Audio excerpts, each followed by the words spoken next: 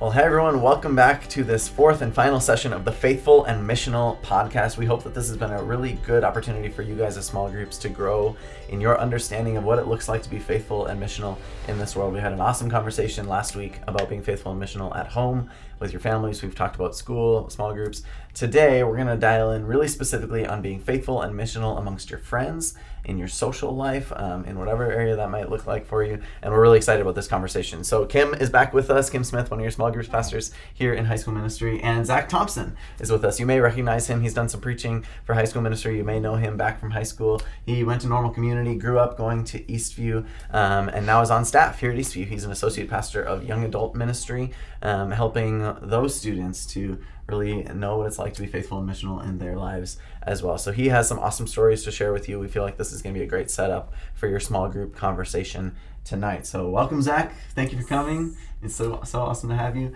Why don't you just start by talking a little bit about what high school was like for you, specifically when it came to friends and your social life. What was kind of the framework that you lived in? Yeah, it was kind of multiple different balances that I had with friends. So I had my small group. That was the group of friends that I had at church. And then I had this pocket of friends at school that were not churched. Were not involved in any part of coming to Sunday services, but I would hang out with them all the time. And then kind of that third group was my basketball team. And so it's interesting kind of looking back and seeing those three different groups. There were different personalities a part of each group, different kind of relationships, how I hung out with them, the different ways that I ministered to people. It was very unique to have different groups of people. I feel like some of those crowds will probably lead more towards the faithful piece and some more towards the missional piece. Yeah, is what definitely. So this would be a great time for you guys as students to be thinking along those lines. Think about your friend groups. Think about what pockets of friends you have that might be really integrated in the church life and in your Christian life or whatever that might be. And who do you hang out with that are not a part of that and outside of that? So be thinking along those lines. And let's really break it down into those two sections, being faithful and being missional, just like you were talking about, Kim. What do you think about, Zack, when you think about being faithful in high school when it comes to your friends? How were you setting an example? How were you focusing on your faithful journey as you thought about them? Yeah, so one of the biggest things that I found with being faithful amongst my friends was the fact that I would intentionally pray and think about them. And that's mainly talking about those that were not churched, the guys on the basketball team, my other friends. But one of the things that I did is, beside my bed, I had a list of note cards. And on each note card was the name of one of my teammates. And every night I would take the time to pray over each and every one of those names. Now, some nights it was just reading the names really quickly because I was super tired. Because God knows what they need. Yeah, that's right. But it's interesting in that the more I built relationships with these guys, the more I came to know their stories. And so those prayers became more personal. It wasn't just praying over a name, it was praying over a situation that those guys were going through. And so that was a big part, and it kind of changed my attitude too. The fact that I was praying for these guys, I'd come in to hang out with them, and it changed the way I saw them and hung out with them. So that was a big thing that I did. I love that. I've heard a story, we heard it at Move a couple years ago, when one of the girls that was being interviewed on a video was saying that she had prayed for one specific person for 30 days. And in that 30 days, it wasn't so much a change on what she saw in that person's life as much as the way she changed her attitude towards that person and the way she viewed them and loved them and valued them. And I love that you're just describing that exact picture of the personal relationship shifting as you pray for them. Yeah. That's beautiful. Yeah, and it came with that when it got specific with a couple guys. I remember one instance, one of my teammates, he just had a really rough home life. His dad was completely out of the picture. He had kind of just abandoned the family. And so he was left with younger siblings to kind of raise them on his own. And he had his mom, but he was like the father figure. And I remember one game where he was just getting taunted at for the fact that his dad was not there. It was just brutal.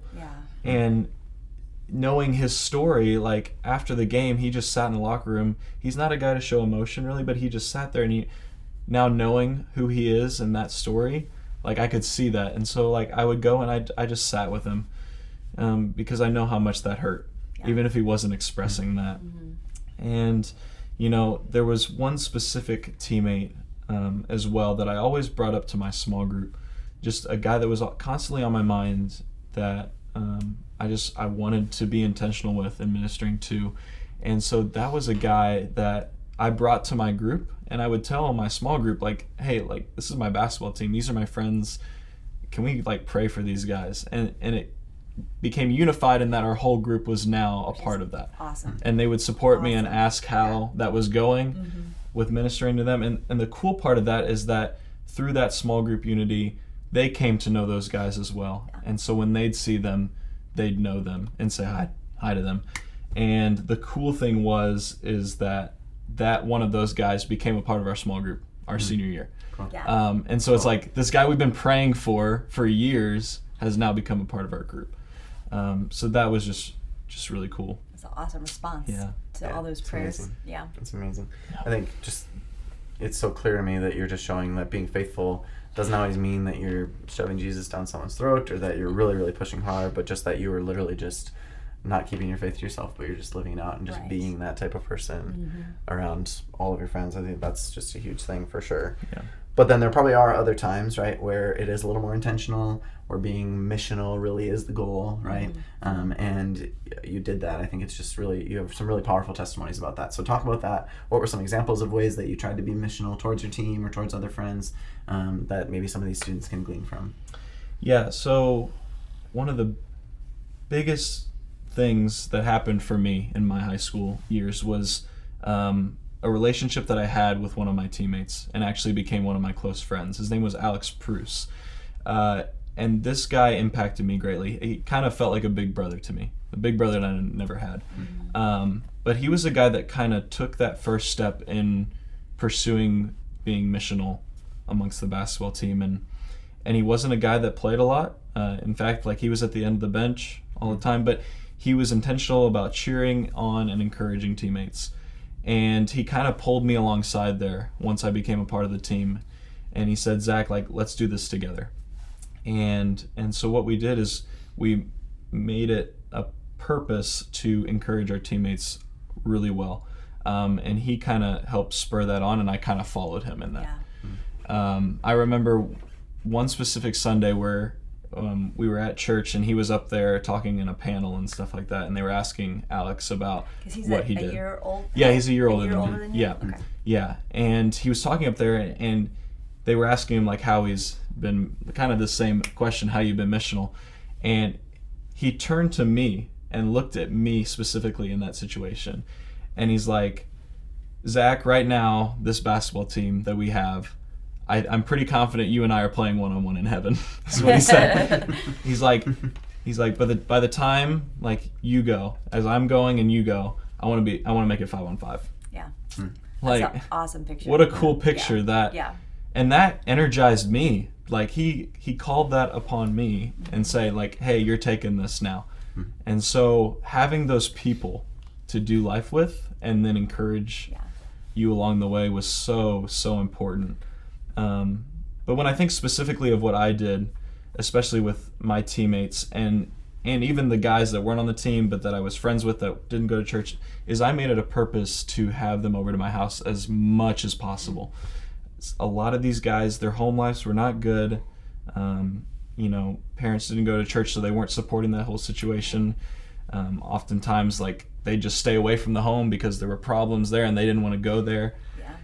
And I figured, come to this home that loves to, love on you, really. Right, hospitality. Yeah, huge on hospitality. Like, my parents were always like, just bring the guys over. Yeah. We'll cook them food. We'll get everything set up for you.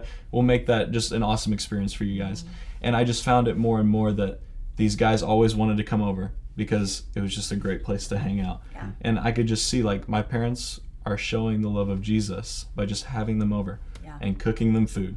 That intentionality piece is, you don't just wander into making a difference usually. It's something you have to really set your mind to. And for sure.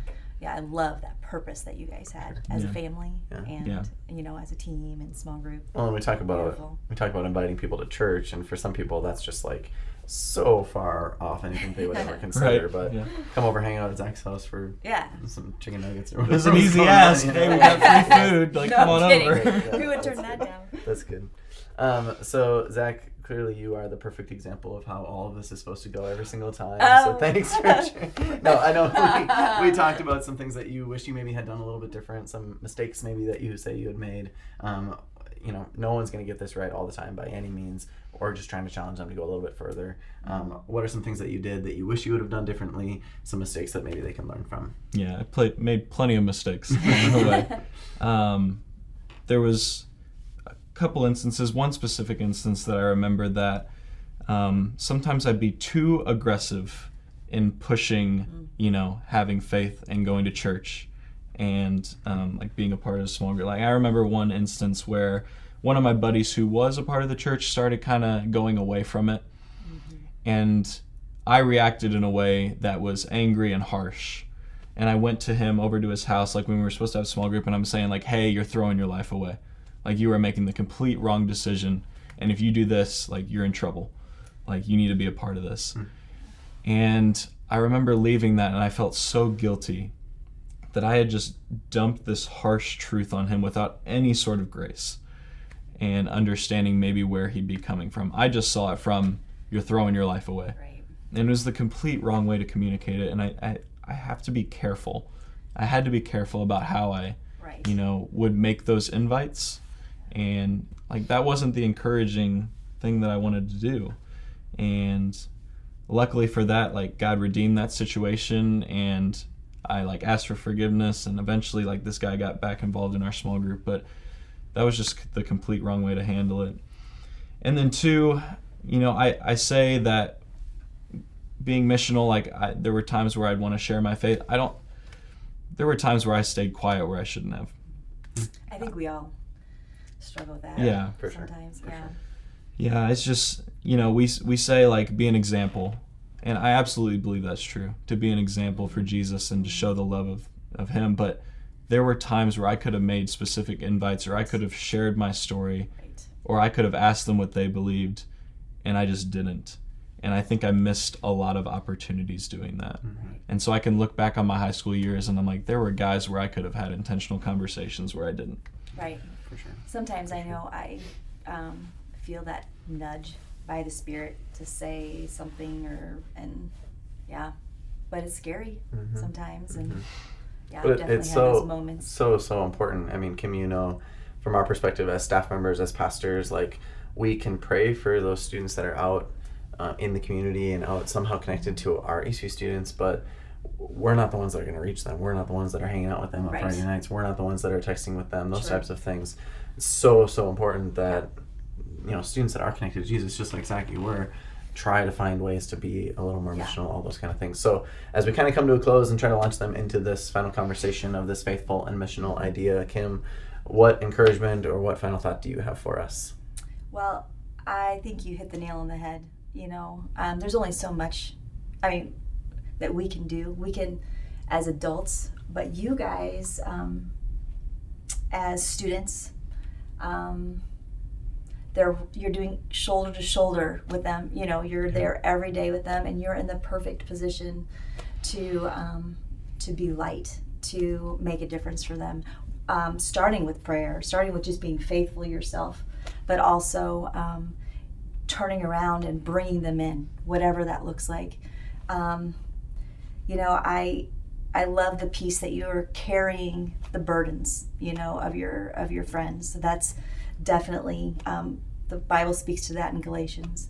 But I also love the being light piece and the going and making disciples and, intentionality of that, which is also a huge part of what God calls us to do. So faithfulness and missional intentionality is just where we really want to be.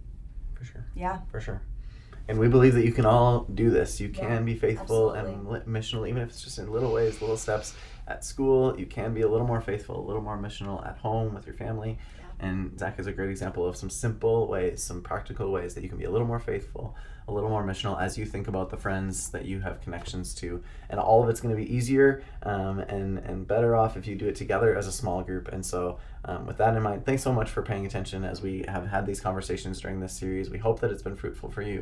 And we hope that this last conversation is really, really good as you guys take this as a launching pad into the rest of the year. So thanks so much, Zack, for all your wisdom. Thanks, Absolutely. Kim. We appreciate it, and have a great conversation, everyone.